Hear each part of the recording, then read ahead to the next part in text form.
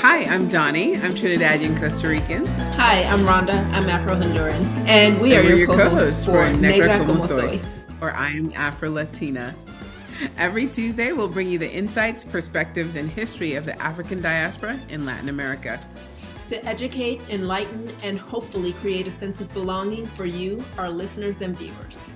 Negra como soy is brought to you by Cultures, the global multicultural magazine. Cultures celebrates cross-cultural identity because everyone should feel like they matter. Rhonda, ¿qué tal? ¿Qué tal?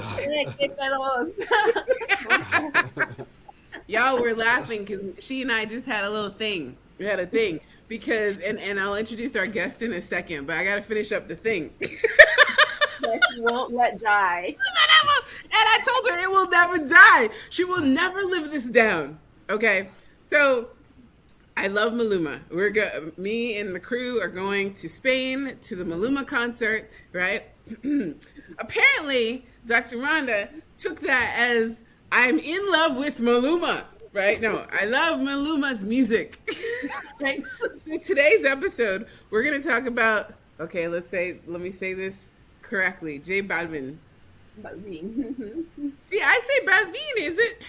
Jhendi, I'm just going to say it like I say it. JBalvin.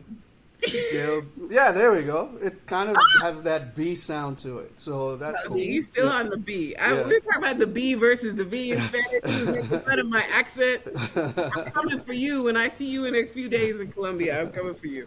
We'll be talking about my accent. All right.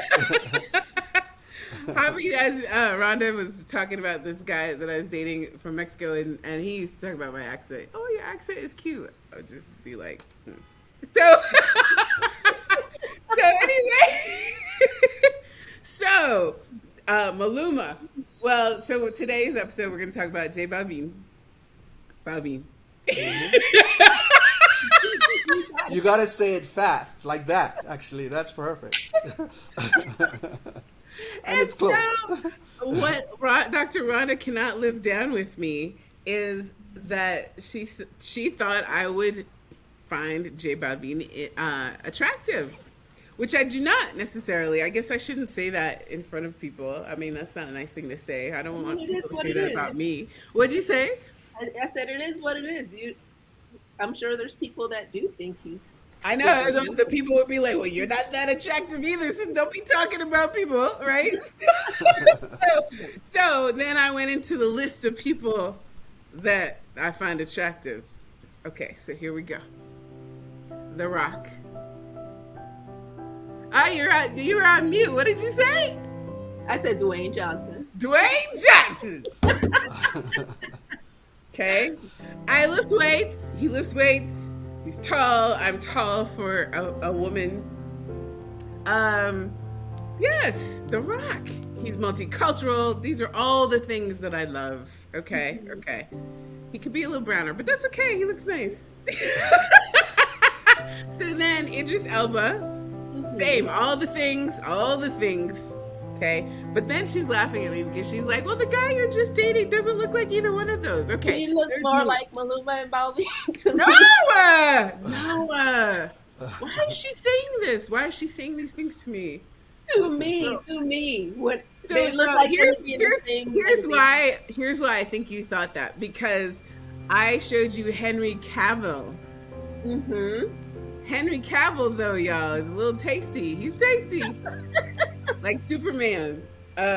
Yes, I love Henry because he's got the dark hair. So my head began to categorize the people that you had shown me. Plus, we were in Costa Rica, and you were watching all those videos.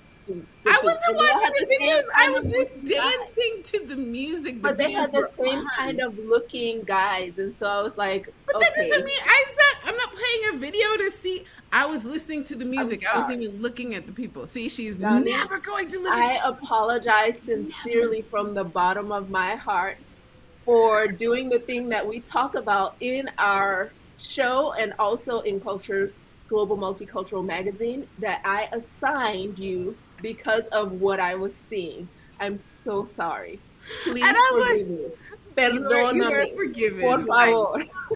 Por favor. You see, I'm so distraught, right? Like, all the other people can categorize me, Rhonda, but you! I was so hurt. I I'm thought sorry. I thought we were here. I'm sorry. You are I'm so forgiven. sorry. Thank you for Thank that. you. You're forgiven. So, okay, that was my list, people. There's a longer list, but it's about someone's vibe more than anything. Shoot. So Yeah. I don't And see, typically we're vibing as we usually do. We have matched on I don't know how many episodes now, unintentionally. our We do not colors. plan, okay, this is what I'm wearing, girl, what you wear. No. We Yeah. just show up and like, what? We're vibing. I'm so sorry. We don't have to do that. Moving on. Well, thank you, Hendy, for listening to all of that. Uh Yeah, it's interesting stuff that you have on your channel. I expected something a little bit more formal, but okay. To each Hendy, their own. okay, first you offend my accent, and now you're talking about my podcast. No, I mean, Dang. mad props to that. I mean, I'm for it. I'm for it. I'm a casual guy too. You know, No, we I'm want it to less be formal. fun, Hendy. No, we don't want to. All right. We Yeah. want it to be a good time. All Oh, So, we right. have a good but you bring a good point. We're bringing a little levity to the subject today. And so I met Hendy in Colombia when I was there for a few months last year, and actually I'm heading back in a few days. So I look forward to seeing him. He is amazing and incredible. And Oh, so instead, yes, indeed. I'm People wait normal. till you hear. He said he's normal. Yeah, Mister, I speak 8 languages and learning Mandarin. I am normal, he says. So there's so many things. I'm going to have him introduce himself to you, our listeners and viewers, so you can partake in all of the beauty as well. So, Hendy, please tell us about yourself. Thank you. Well, first of all, thank you for having me. Thank you for this time. And yeah, I mean, this is an honor for me to be on your platform that you've told me so many times about. So I never really, you know, imagined what it could be like. So now I know. So yeah, my name is Hendi Mpia. I was born in South Africa, but I grew up in the States as well. My father was a diplomat, so a lot. We traveled around a lot to different countries. Yeah. And yeah, and I got to learn a lot about different cultures, languages as well in the process.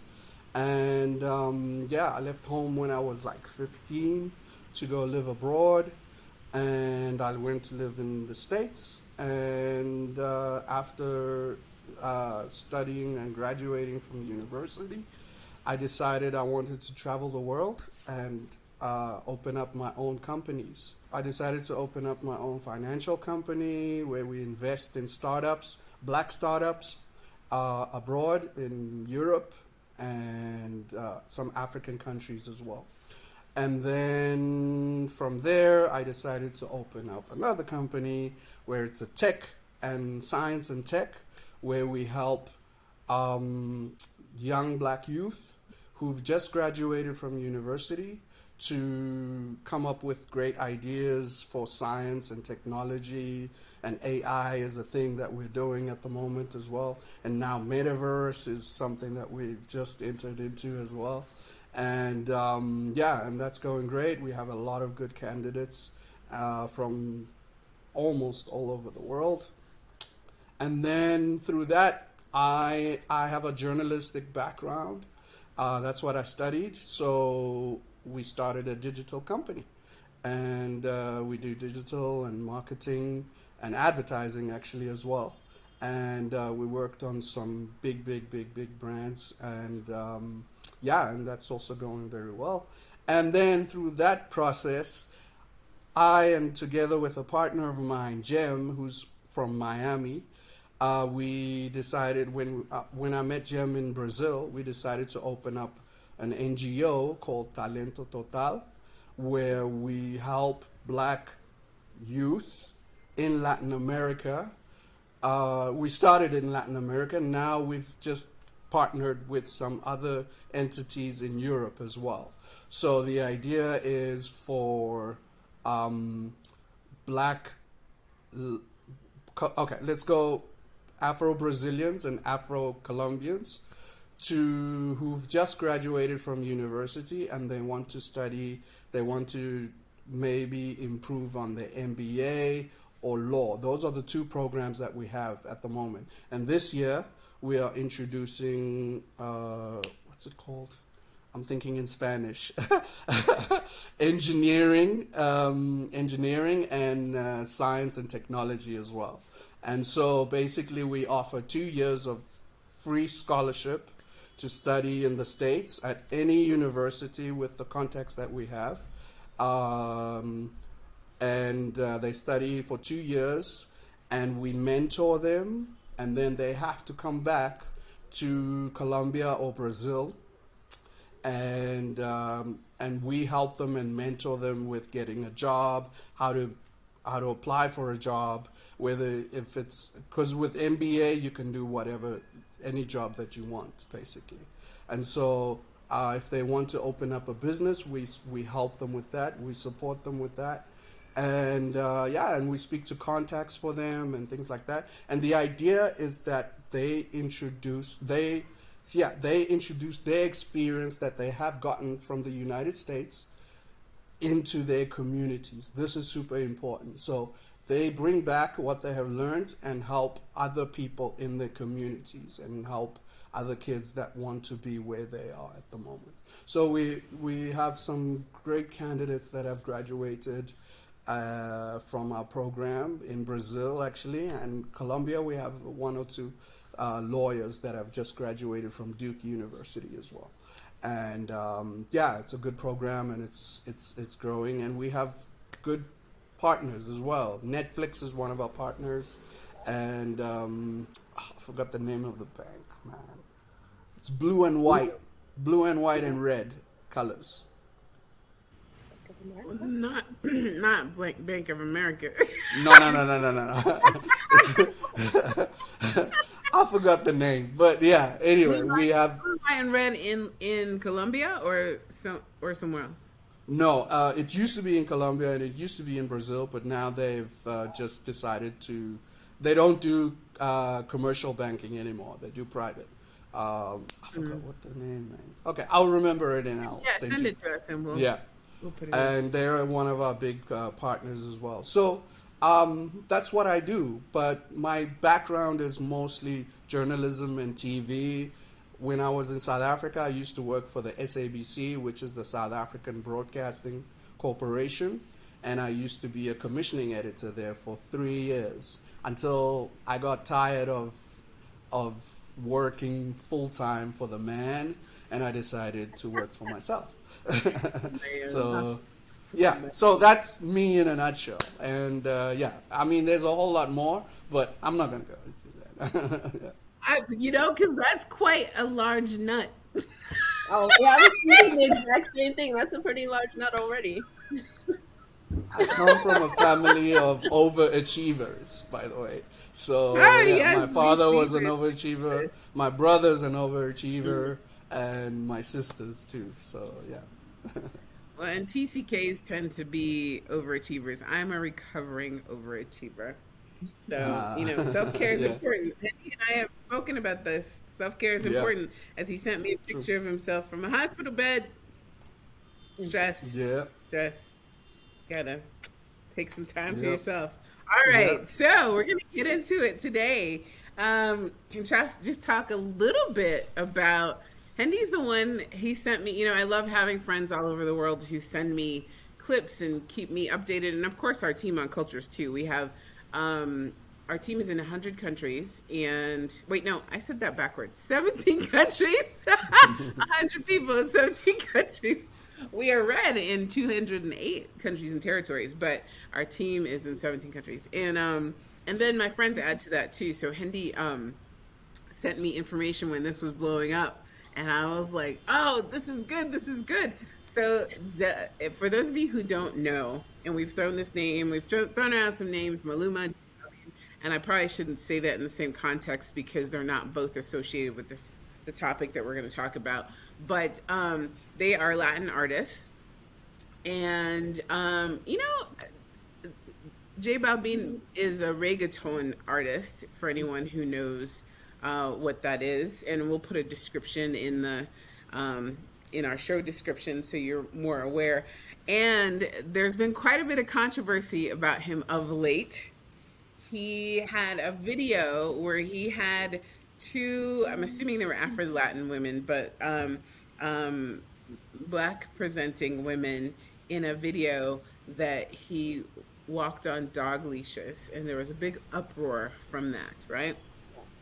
And not too long after that, this erupted. So tell us, Hendy, what happened?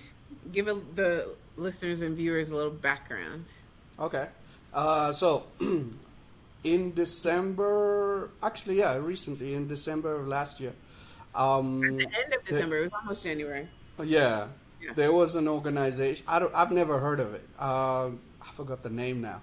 I think Um, this is why they did this. I think this is why they did this for publicity, but I could be wrong. Go ahead.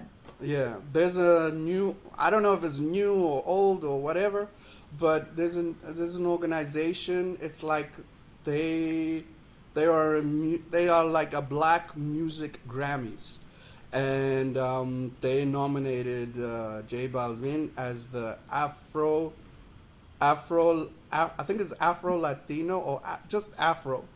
Uh, Afro Latino Artist of the Year yeah, at the Afro African Latino Artist of the Year. for the African Entertainment Awards, and we'll put a social media post up so you can see what we're talking about, and then you'll also see J Balvin.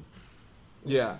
So this blew up because one, it's controversial, and one, he's not. I mean, it's the organization said it's not based on race, but even if it's not based on race, the guy doesn't even contribute to any Afro Latino music at all. And if you are in Colombia, you will understand what Afro Latino music is and how it is, basically. And so his music is basically 100% reggaeton, and apparently the argument is reggaeton has some Afro beats in it, and the ancestors used to listen to some, something similar. And I mean, there's a huge disagreement around that here, because if you I don't know if any of you know or have listened to reggaeton music of not just J Balvin but different artists at the time, but it's more it's more rap, hip hop, a little bit, but it's also a type of music that's unique to itself. And so yeah, and so the argument here was that this guy has nothing to do with Afro Latino music. So why is he nominated? So the organization came out and said no. Afro Latino J Balvin was nominated because the music is not based on race of the color of the skin, but it's more based on the contribution to the music that he has given. So everybody here was confused, because it's like, this guy's never ever contributed to any Latino music, Afro Latino music at all. So the CEO of this organization, I'll send you the link. The Um, African Entertainment Awards. I have yeah, it. it's a long acronym as well. Oh, Anyway, came oh, you out mean and the organization, the name of the yeah, organization. yeah. Came out and said that yeah, his music is not based on race. It's based on the contribution that he has given to the Afro Latino community, and that made a lot of people here angry. Even the musicians from here, black musicians from here. Like I don't know if you guys have heard of Chokip Town, which is a group of three artists, Afro-Colombian from Choco, and they are quite big here, and they're very important, and they've gone international actually, and they have argued that this guy doesn't deserve this award, and he needs to kind of retract it or something. But he came out, I think he came out with a statement like a week later and just said, "Thank you for the award. I appreciate it, but nothing more." And so, a lot of people were really, really angry about that. Still angry about that because But then they he don't get it. retracted after all of the hubbub, right? Well, they Yeah. changed the name of the award too. So Oh, now really?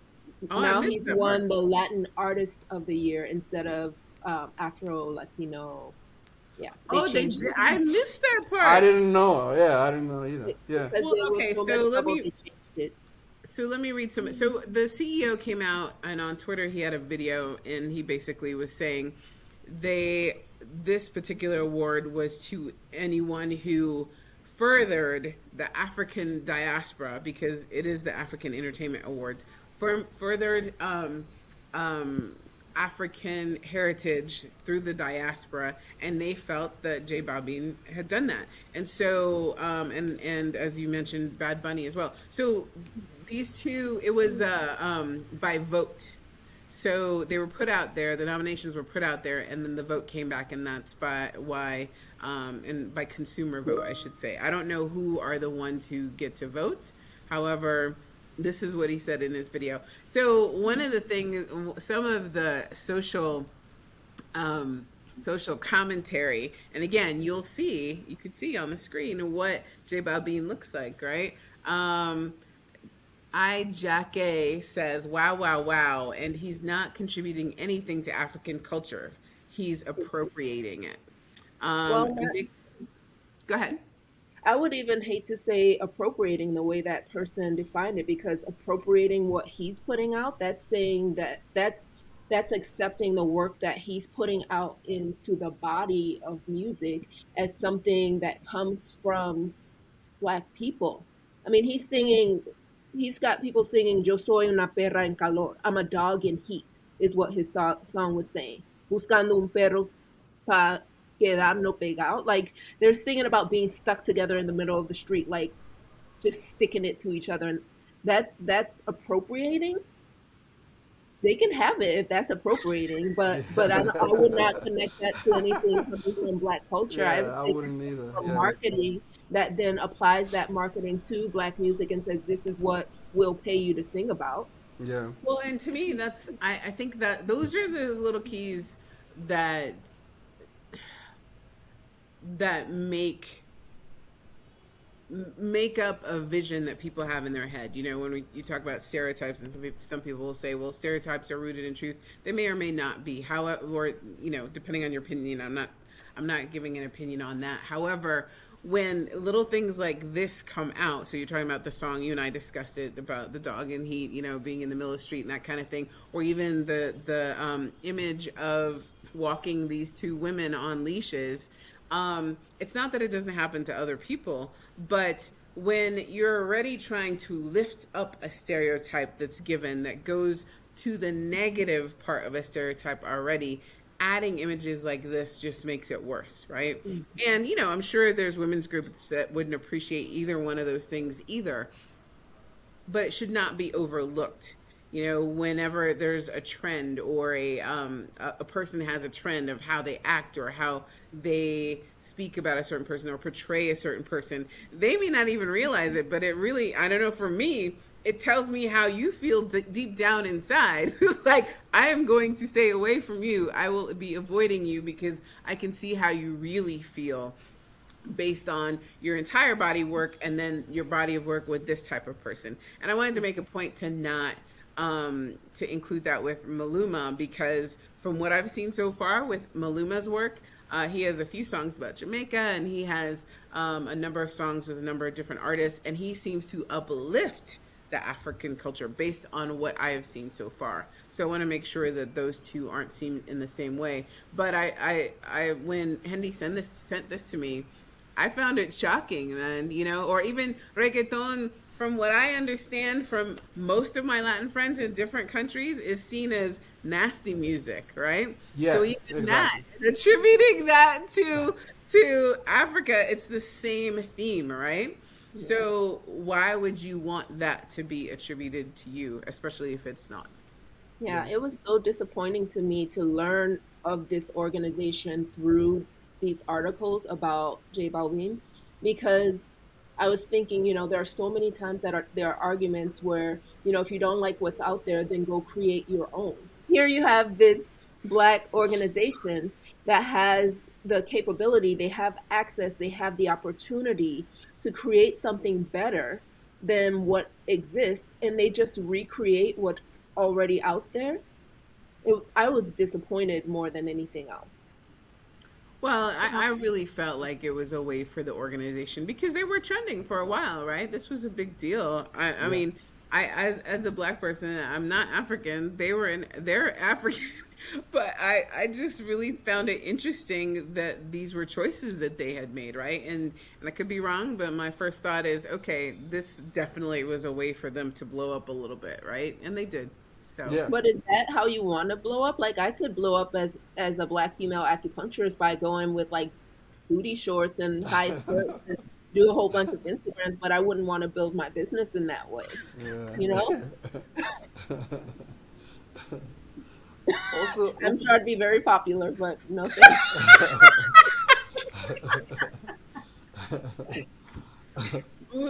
Dr. Booty Shorts. No thank you.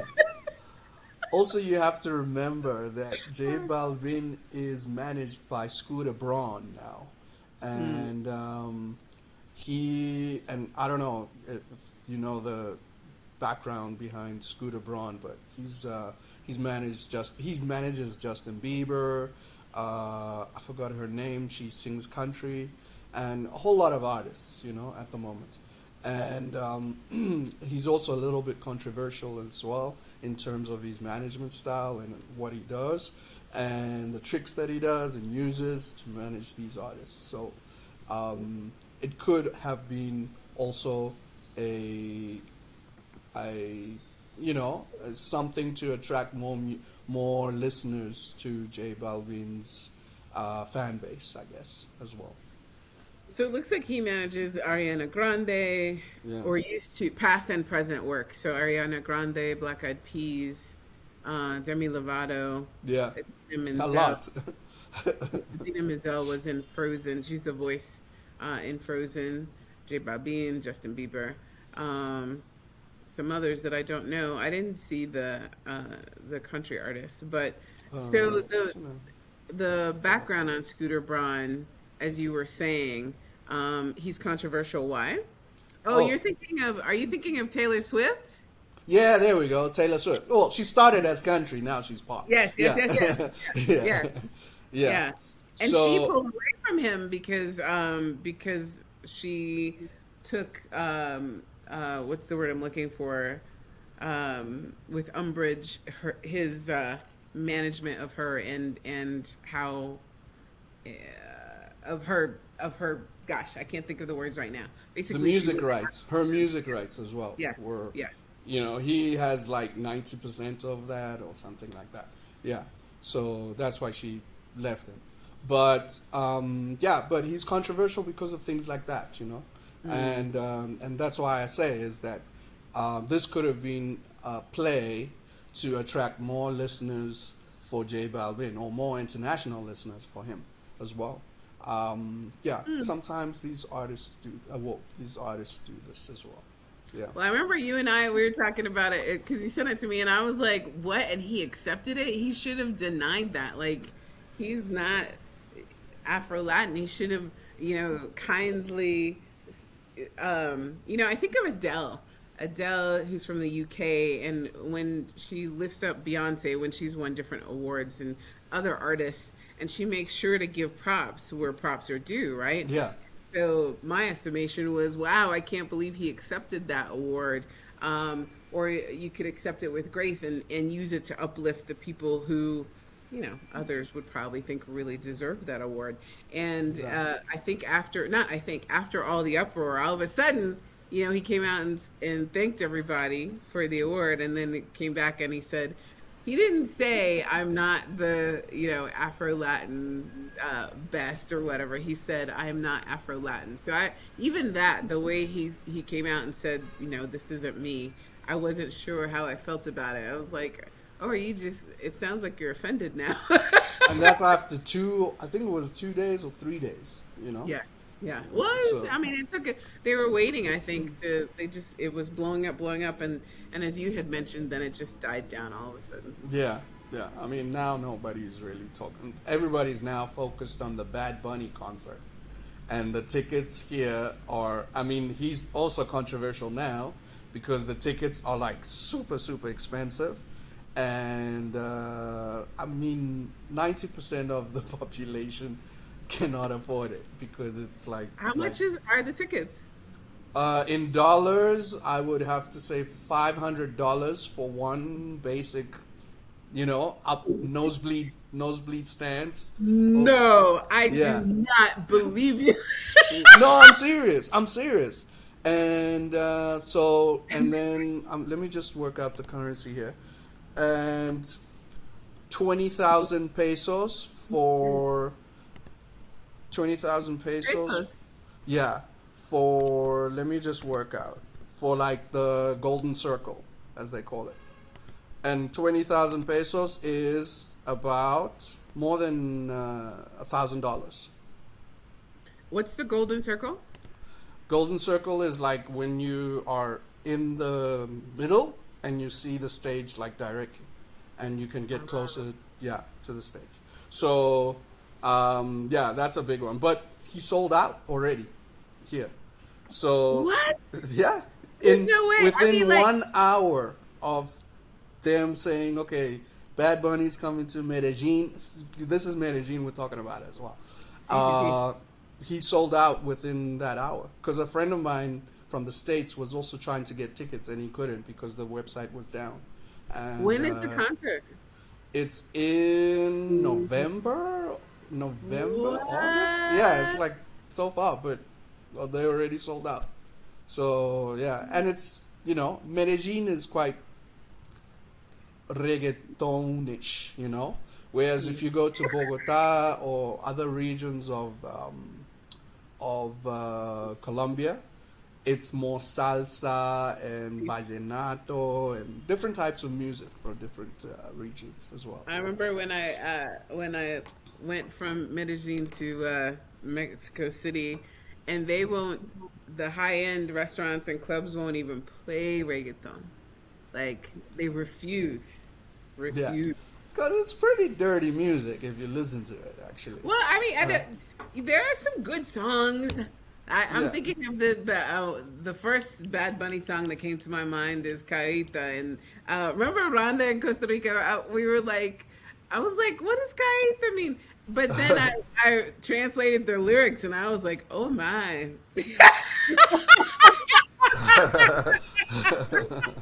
Oh my, I don't think I'll sing this out loud any longer. And that one's not even that bad, but I guess the ones I listen to aren't that bad. But yeah, that's my understanding is it's dirty music. Yeah. So, well, thank you, Hendy. It's been a pleasure. No problem. It's been great.